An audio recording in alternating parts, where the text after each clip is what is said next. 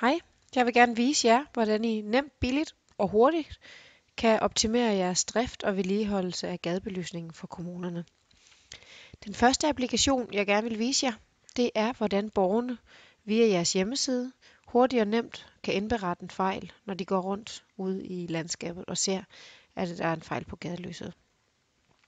Fra neden her kan de se overblikket over, hvad det er for nogle fejlmeldte gadelys, der allerede er. Og ellers så kan de gå i gang med, vi kan sige, at Sofie hun kommer hjem en sen aften og ser, at det er mørkt. Hun går ind på sin mobiltelefon og vælger fejltypen.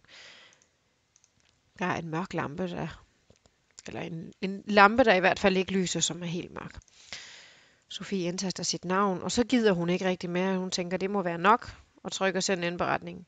Men så husker den hende lige på, at det er altså ikke helt nok. Kommunen har måske krav om, at der skal være et telefonnummer og en adresse for observation og en e-mail. Det bestemmer I selv, hvad det er for nogle felter, der skal være påkrævet. Jeg indtaster derfor et nummer og e-mail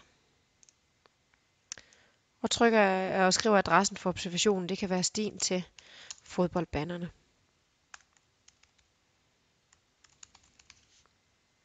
Hvis Sofie står derude, så viser hendes GPS præcis, hvor hun er. Men hvis hun først gør det, når hun kommer hjem på enten PC eller mobiltelefon, der kan du enten søge på adressen heroppe, eller du kan sætte en prik i kortet. Hvis hun ikke er helt tilfreds med den prik, der bliver sat, jamen, så kan hun flytte den lidt. Nu kan hun så trykke send indberetning, og forsyningsselskabet har fået fejlen på gadelyset ind. Samtidig så kan hun også se nede i kortet, at hendes indberetning er der. Hun kan ikke se, at det er hende, der har gjort det. Den information er væk, men hun kan se, at det er en eller flere mørke lamper, og den er indberettet den 18. maj. Tilbage på kontoret, der kan driften og ledelsen skabe et overblik i det her dashboard. Sofies fejl er her, og der er der selvfølgelig information om, at det er hendes mailadresse og telefonnummer og hendes navn, der er der. Udover den information, der er der også, hvad det er, altså hvor man får et overblik over, hvad det er for nogle fejlmeldte gadelys, der ikke er blevet påbegyndt endnu og er mere end 2 dage gamle. Det kan være, at kommunen sætter krav om, at der højst må gå en uge eller 2, før at fejlen skal være udbedret. Man kan se de forskellige fejltyper, som lyser op, hvad det er for nogle. Lyser periodisk og lysblinker osv. Der er også med farvekoder givet et overblik over, jamen, hvilke montører, eller hvad er det for nogle opgaver, der er i gang hos montøren, og hvad er det for nogle montøren allerede har afsluttet. Der er også mulighed for at se status på en anden måde, og det bestemmer man fuldstændig selv, hvordan man vil gerne have det vist, og hvad det er, man gerne vil have vist.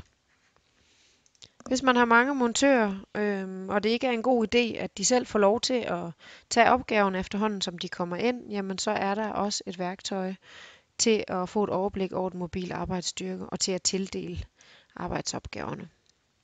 Jeg vil gerne vise jer en kort video her, som viser, hvordan montørerne her har fået 2 fejl og står ude i marken med sin tablet eller sin mobiltelefon og får opgaven og kan gå ind og tilføje en kommentar eller en note, at den nupper han.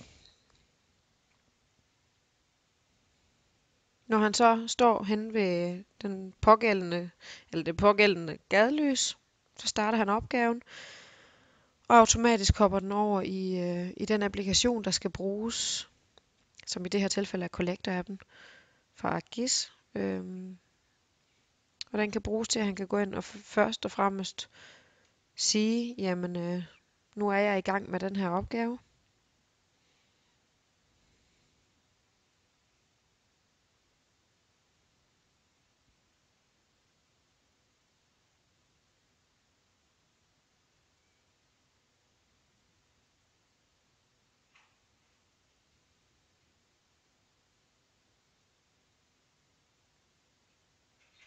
Han kan gå i gang med at udbedre fejlen, og når han så er færdig igen, så går han ind og redigerer.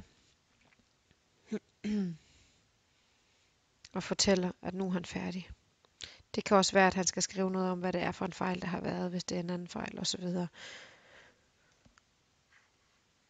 Igen på kontoret, der er det overblik, der skal til for at, for, for at vide, hvad det er for nogle gadelys, der er fejl på, og hvordan det skal dokumenteres. Det her dashboard kan også bruges over for kommunen, når de skal dokumenteres. Det er ikke sikkert, at de skal kunne se al den her information, men så vil man lave et dashboard udelukkende til kommunen. Det kan også være, at det bare skal trækkes ud i Excel, så er det også muligt.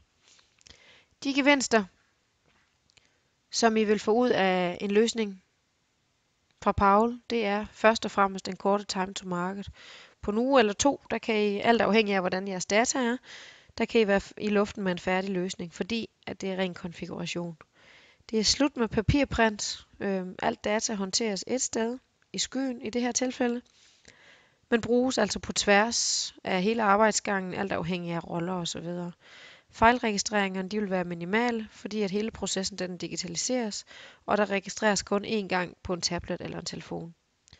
Hvis I har rigtig mange opgaver, så I hvordan at man kunne tildele dem til montørerne. Det kan måske også være en god idé i forhold til, at der er forskel på biler osv. I kan jo hele tiden følge med, om I følger planen, eller om der er opgaver, der halter. I kan være på forkant, fordi at det visuelle overblik det er på plads.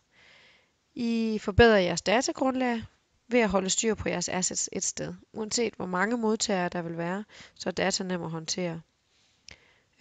Der er god afrapportering til kommunen. Det kan som sagt blive trukket ud i Excel. Det kan blive pakket pænt ind i et dashboard eller lignende. Sidst men ikke mindst, så er der et godt overblik for den enkelte borger over allerede fejlmeldte gadelys, hvor I så også undgår dobbeltregistreringer. Det var en meget kort gennemgang af, hvordan en løsning på drift og vedligeholdelse af gadelys kan se ud. Det er kun eksempler det her, så der er mulighed for at tilpasse det lige præcis de behov og ønsker, som I måtte have.